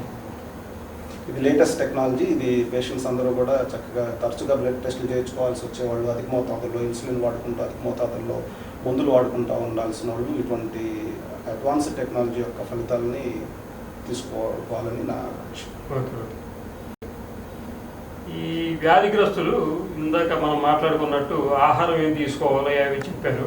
అట్లాగే ఎట్లాంటి వ్యాయామాలు వీళ్ళు చేస్తే బాగుంటుంది? పర్టికులర్గా మన భారతీయులకి ఒక ప్రత్యేకమైన ఫినోటైప్ ఉంది. దీన్ని థిన్ ఫ్యాట్ ఫినోటైప్ అంటారు. థిన్ అంటే ఏంటంటే వేలల్లో మజిల్ మాస్ కొంచెం తక్కువ ఉంటుంది మన భారతీయుల్లో. ఫ్యాట్ అంటే ఏంటంటే లోపల ఉన్న ఫ్యాట్ చాలా హెవీగా ఉంటుంది, అంటే సెంట్రల్లో ఒబేసిటీ అంటాం. విజరల్ ఫ్యాట్ వీళ్ళకి లోపల ఫ్యాట్ ఎక్కువగా ఉంటుంది అన్నమాట. సో అందుకని దీన్ని థిన్ ఫ్యాట్ ఫినోటైప్ అంటారు. దీన్నే సార్కోపెనిక్ విజరల్ ఫినోటైప్ అని కూడా అంటాం. Okay. సార్కోపెనిక్ అంటే మజిల్ మాస్ తక్కువగా ఉంటాం, విజరల్ అంటేనేమో విజరల్ ఫ్యాట్ ఎక్కువగా ఉంటాం. సో ఈ కాంబినేషన్ మూలంగా ఏమవుతుందంటే అంటే మజిల్ మాస్ తక్కువగా ఉంటాం, లోపల పొట్ట ఈ సెంట్రల్ ఒబేసిటీ కారణంగా లోపల ఫ్యాట్ ఎక్కువగా ఉంటాం. ఈ కాంబినేషన్ ఏం చేస్తుందంటే డయాబెటీసే కాకుండా బీపీ, ఒబేసిటీ, అలాగే వీళ్ళలో హార్ట్ కంప్లైంట్స్ ఎక్కువగా రావడం, హార్ట్ అటాక్స్ లాంటివి కానీ పక్షవాతాలు కానీ ఇటువంటివి తీసుకొచ్చే అవకాశం ఎక్కువ ఉంటుంది అనమాట. సో భారతీయులు పర్టికులర్ ఫినోటైప్ ఉంది కాబట్టి వీళ్ళకి కొన్ని రకాల వ్యాయామాలు చాలా మేలు చేస్తాయి అన్నమాట. ఫర్ ఎగ్జాంపుల్ రెసిస్టెన్స్ ఎక్సర్సైజ్ అంటారు, అంటే డంబుల్ తీసుకొని ఎక్సర్సైజెస్ లాగా చేసుకోవటం. సో దానివల్ల లేకపోతే మన ఈ రబ్బర్ బ్యాండ్ లాగా ఉంటుంది ప్రత్యేకమైన పరికరం. సో ఆ విధంగా కూడా కొంచెం ఈ ఎక్సర్సైజెస్ అనేవి చేసుకోవచ్చు అనమాట. For example 20 minutes per day చేసుకున్నా సరిపోద్ది. అవును, 3 to 4 days పర్ వీక్ చేసుకున్నా కూడా సరిపోతుంది అనమాట. అలాగే ఏరోబిక్ ఎక్సర్సైజెస్ కూడా చేసుకోవచ్చు వీళ్ళు. ఏరోబిక్ ఎక్సర్సైజెస్ అంటే ట్రెడ్మిల్ మీద యూస్ చేసుకొని వాకింగ్ చేసుకోవచ్చు, బ్రిస్క్ వాకింగ్ చేసుకోవచ్చు, టెర్రస్ మీద కానీ గార్డెన్లో కానీ బ్రిస్క్ వాకింగ్ చేసుకోవచ్చు, స్విమ్మింగ్ చేసుకోవచ్చు, సైక్లింగ్ చేసుకోవచ్చు. వీటన్నిటిని కూడా ఏరోబిక్ ఎక్సర్సైజెస్ అంటాం. సో ఇందాక చెప్పుకున్నట్టుగా రెసిస్టెన్స్ ఎక్సర్సైజెస్ కాకుండా ఏరోబిక్ ఎక్సర్సైజెస్, ఇవన్నీ కాకుండా స్ట్రెచింగ్ ఎక్సర్సైజెస్ అని చెప్పి యోగా కూడా it has been proven that yoga is also equal to metformin 500 mg twice daily తీసుకున్న దాంతో సమానం అనమాట. సో యోగా చేసుకోవడం, స్ట్రెచింగ్ ఎక్సర్సైజెస్ చేసుకోవడం. సో ఈ combination of all these 3 exercises కనుక చేసుకుంటే నెంబర్ 1 బ్లడ్ షుగర్ కంట్రోల్ అనేది తెచ్చుకోవడమే కాకుండా మంచి ఫిజిక్ కూడా మెయింటైన్ చేసుకునే. షుగర్ వ్యాధిగ్రస్తులు స్వీట్లు తినొచ్చా? ఇది స్వీట్కి వచ్చినా లేకపోతే హార్ట్కి వచ్చినా మీరే చెప్పాలి. షుగర్ వ్యాధిగ్రస్తులు స్వీట్లు తినొచ్చా అంటే ఇతిమితంగా షుగర్ వ్యాధిగ్రస్తులు స్వీట్ తినొచ్చనే చెప్పొచ్చు, కానీ దానికి బోల్డ్ అన్ని ఇఫ్స్ అండ్ బట్స్ ఉంటాయి అన్నమాట. వన్ థింగ్ ఏంటంటే బెటర్ స్వీట్ కన్నా కానీ ఫ్రూట్స్ తీసుకోండి. జాంకాయ, బొప్పాయి, లేకపోతే యాపిల్, తేగలు, కండ్లు ఏ ఒకటి తీసుకోవచ్చు. లేదు నేను కంపల్సరీగా వెరీ పర్టికులర్గా నేను స్వీటే తీసుకోవాలి అనుకుంటే కనుక చాలా మోడరేట్గా వన్స్ ఏ వైల్, ఏ ఫంక్షన్స్లోనో లేకపోతే ఎప్పుడన్నా వన్స్ ఏ వీక్ కానీ ఆ విధంగా ఇంట్లో మాత్రమే చేసుకునే పద్ధతిలో, అంటే ఇంట్లో చేసుకుంటే ఏంటంటే గీ కంటెంట్ కానీ ఆయిల్ కంటెంట్ కానీ మనం చాలా తక్కువగా ఉండేటట్టుగానో లేకుండా ఉండేటట్టుగానో చూసుకోవచ్చు. అలాగే స్వీట్ కూడా బాగా తక్కువగా ఉండేటట్టు చూసుకోవచ్చు ఇంట్లో చేసుకోవచ్చు. డెఫినెట్గా ఎట్టి పరిస్థితుల్లో కూడా బయట అన్బ్రాండెడ్ షాప్స్లో అన్బ్రాండెడ్ స్వీట్స్ కొనేసేటట్టుగా మాత్రం ఉండకూడదు. ఫర్ ఎగ్జాంపుల్ సుక్రలోజ్ అనే ఆర్టిఫిషియల్ స్వీట్నర్తో కూడా స్వీట్స్ చేసుకోవచ్చు. కాకపోతే ఏంటంటే వెరీ మోడరేట్గా తీసుకునే పద్ధతి. But better have instead of having sweet once a while better have fruits daily. ఈ వ్యాధిగ్రస్తుల్లో కిడ్నీ ఫెయిల్యూర్ని నివారించడం ఎలా అండి? మంచి ప్రశ్న చేశారు. కిడ్నీ అనేది ఏంటంటే ఒక ఫిల్టర్ లాంటిది. ఇది ఏం చేస్తుందంటే బ్లడ్ని ఫిల్టర్ చేసి యూరిన్ని తయారు చేసి యూరిన్ని బయటికి వదులుతూ ఉంటుంది అనమాట. అయితే చాలా చిన్న చిన్న సింపుల్ టెస్ట్ ఉంటుంది, యూరిన్ ఫర్ మైక్రో ఆల్బుమిన్ అని చెప్పేసి. Very simple test. చక్కగా urine for microalbumin check చేసుకోవాలి. అలాగే బ్లడ్ టెస్ట్ ఒకటి ఉంటుంది, ఎస్టిమేటెడ్ గ్లోమెరులార్ ఫిల్టరేషన్ రేట్ అని చెప్పేసి. ఇదేంటంటే మన కిడ్నీస్ యొక్క ఫిల్టరేషన్ ఎలా ఉంది, సంవత్సరానికి కూడా సంవత్సరం గడుస్తున్న కొద్దీ ఫిల్టరేషన్ రేట్ ఏమైనా తగ్గిపోతుందా అనేది గమనించుకోవడానికి వెసులుబాటుని ఇస్తుంది అనమాట. సో ఈ 2 టెస్టుల ద్వారా మనం అసలు ఎర్లీ స్టేజెస్ ఆఫ్ కిడ్నీ డిసీజ్ని గుర్తించేసేయడం, గుర్తించిన పిమ్మట వెంటనే అశ్రద్ధ చేయకోకుండా ఒకసారి గుర్తిస్తే నార్మల్గా ఉంటే వెల్ అండ్ గుడ్, మళ్ళీ 6 months తర్వాత మళ్ళీ ఒకసారి చేయించుకోమని అడగవచ్చు. ఒకవేళ ఇన్ కేసు ఏదైనా mild form of the disease మనకు కనుక కనపడితే ఎర్లీగా గుర్తించడం కనుక జరిగితే ఇక అంతటితో హాల్ట్ చేసే అవకాశం మనకు మెండుగా దొరుకుతుంది. సో మైల్డ్ స్టేజ్లో ఉన్నా లేకపోతే ఇంకొంచెం ముదిరి మోడరేట్ స్టేజ్లోకి వెళ్తున్నా కానీ వెంటనే మనం చర్య తీసుకొని పేషెంట్ కూడా గుర్తించేసి దీన్ని అలర్ట్ అవుతారు, సీరియస్గా తీసుకుని చక్కగా మెరుగైన బ్లడ్ షుగర్, మెరుగైన blood pressure control. Blood pressure కూడా కంట్రోల్లో లేకపోతే ఏమవుతుందంటే ఆ ప్రెషర్కి ప్రోటీన్ అనేది ఫిల్టర్స్ నుంచి జారి బయటకు వెళ్ళిపోతాం. వీళ్ళలో మైక్రో ప్రోటీనే మైక్రో ఆల్బుమినే కాకుండా కిడ్నీ ఫిల్టర్స్ నుంచి పెద్ద ప్రోటీన్ ఆల్బుమిన్ కూడా బయటకు వెళ్ళిపోతూ ఉంటుంది అనమాట హెవీగా. సో ఫిల్టర్స్ వీక్ అయ్యే ఛాన్స్ ఎక్కువ ఉంటుంది అనమాట. దీన్ని డయాబెటిక్ నెఫ్రోపతి అంటాం. సో ఈ ఫిల్టర్స్ వీక్ అవ్వకుండా, ప్రోటీన్ బయటకు పోకుండా బ్లడ్ ప్రెషర్ని, బ్లడ్ షుగర్ని మంచి కంట్రోల్లో పెట్టుకుంటూ బ్లడ్ కొలెస్ట్రాల్స్ని కూడా మంచి కంట్రోల్లో పెట్టుకోవాల్సిన పరిస్థితి ఉంటుంది అనమాట. సో ఆ విధంగా కంట్రోల్లో పెట్టుకున్నప్పుడు న్యాచురల్ డిసీజ్ ప్రోగ్రెషన్ అనేది తగ్గుతుంది. సైమల్టేనియస్గా డాక్టర్ గారు వీరికి ఏంటంటే ప్రత్యేకమైన మందులు ఉన్నాయి డయాబెటీస్కి సంబంధించిన కిడ్నీ సమస్యలు పెరగకోకుండా. ఫర్ ఎగ్జాంపుల్ ఏస్ ఇన్హిబిటర్స్ అంటారు, ఏఆర్బీస్ అంటారు. ఏస్ ఇన్హిబిటర్స్లో వచ్చేసి మీకు పెరిండోప్రిల్ కానీ, రామిప్రిల్ కానీ, ఏఆర్బీస్లో వచ్చేసి మీకు లోసాటన్ కానీ, టెల్మిసార్టాన్ కానీ. ఓకే. ఈ మధ్యన మనకి ఇంకా మ్యాజిక్ పిల్స్ కూడా వచ్చినాయి, SGLT2 ఇన్హిబిటార్స్ అని, దాన్ని గ్లిఫ్లోజిన్స్ అని కూడా అంటారు.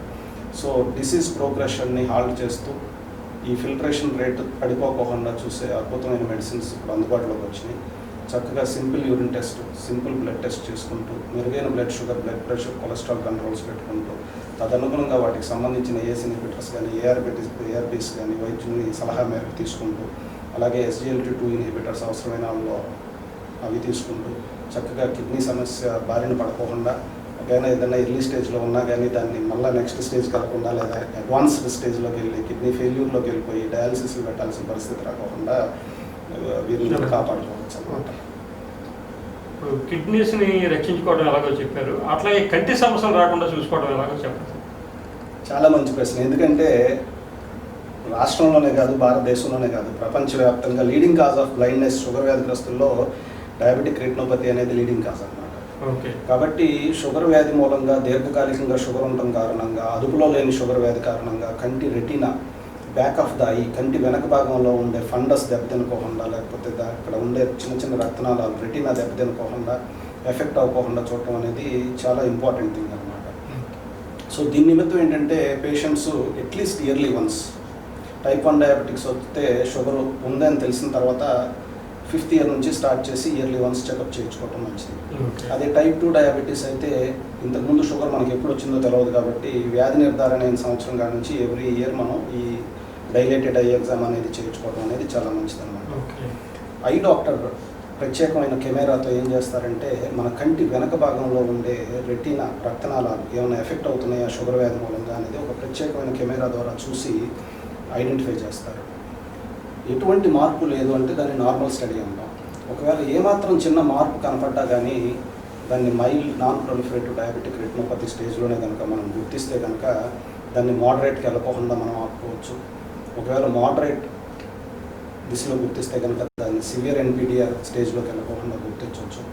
కొన్ని సందర్భాల్లో సివియర్ NPDRలోనే ఉన్నారు, మెరుగైన వైద్యంతో, మెరుగైన మానిటరింగ్తో దాన్ని ప్రొలిఫరేటివ్ డయాబెటిక్ రెటినోపతి కింద లేకపోతే బ్లైండ్నెస్ కింద వెళ్లకుండా ఆపడానికి మంచి అవకాశాలు ఉంటాయి. కానీ వైద్య సదుపాయాలు అందుబాటులో లేక కానీ, అవగాహన లేని కారణంగా కానీ, అసలు టెస్టులే చేయించుకోకపోతే అసలు గుర్తించే అవకాశమే ఉండదు. కాబట్టి చాలా సందర్భాల్లో పేషెంట్స్ నైటు పేపర్ కూడా చదువుకొని పడుకున్నానండి, బ్రహ్మాండంగా టీవీ చూసి పడుకున్నానండి, తెల్లారేపాటికి ఏం కనపట్లేదంటే లోపల రక్త నాళాలు చిట్లి రక్తం గూడు కట్టేసి ఏం కనపడిన స్థాయికి కూడా వెళ్ళిపోయే పరిస్థితి ఉంటుంది అనమాట. అదే మానిటరింగ్ చేసుకునే వాళ్ళైతే అసలు డయాబెటిక్ రెటినోపతి లేకుండానే ఉంచుకుంటారు. ఒకవేళ మైల్డ్లోకి వెళ్ళినా కానీ దాన్ని మోడరేట్లోకి ప్రోగ్రెస్ అవ్వనివ్వరు, అవడానికి 5-6 సంవత్సరాలు పట్టేటట్టుగా, లేదంటే అసలు అవ్వకుండానే ప్లాన్ చేసుకునే అవకాశం ఎక్కువ ఉంటుంది అనమాట. సో సింపుల్ ఆఫ్థల్మోస్కోప్తో చేసే పరీక్ష అనమాట ఇది, లేదా ఫండస్ కెమెరాతో చేసే పరీక్ష.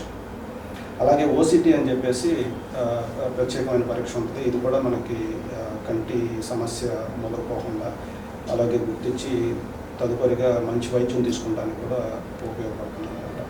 ఎవాస్టిన్ అనే ఇంజెక్షన్స్ కూడా కంటిలోకి ఎక్కించి ఇటువంటిది అడ్వాన్స్డ్ స్టేజ్లోకి వెళ్ళకోకుండా ఐ డాక్టర్స్ మనకి ట్రీట్మెంట్ అందిస్తారు, మెరుగైన వైద్యం అందిస్తారు.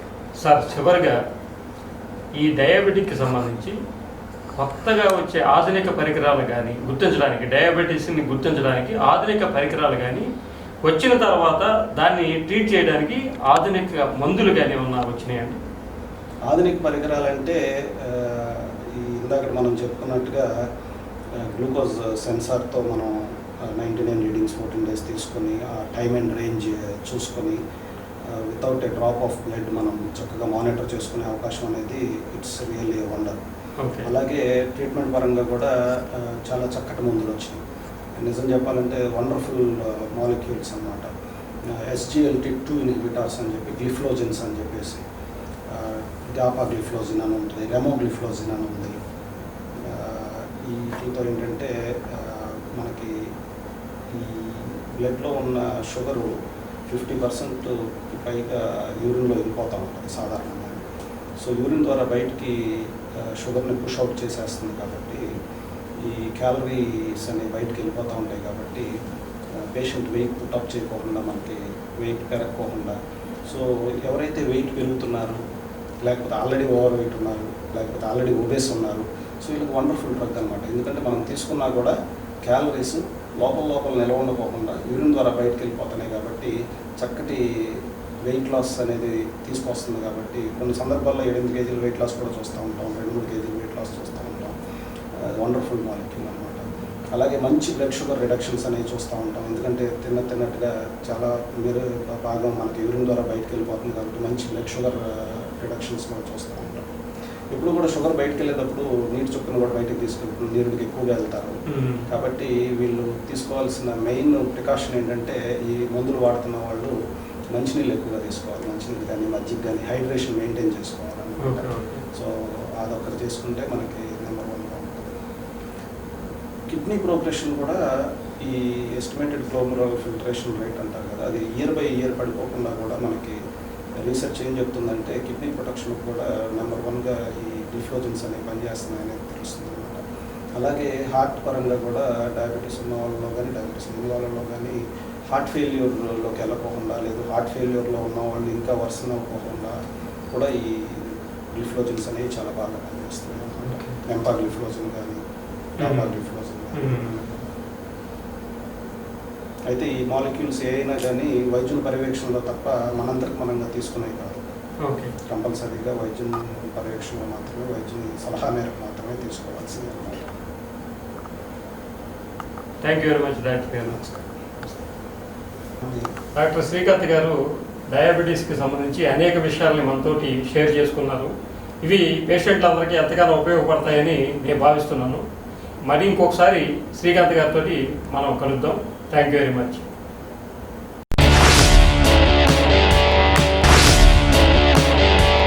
For latest exclusive updates, please subscribe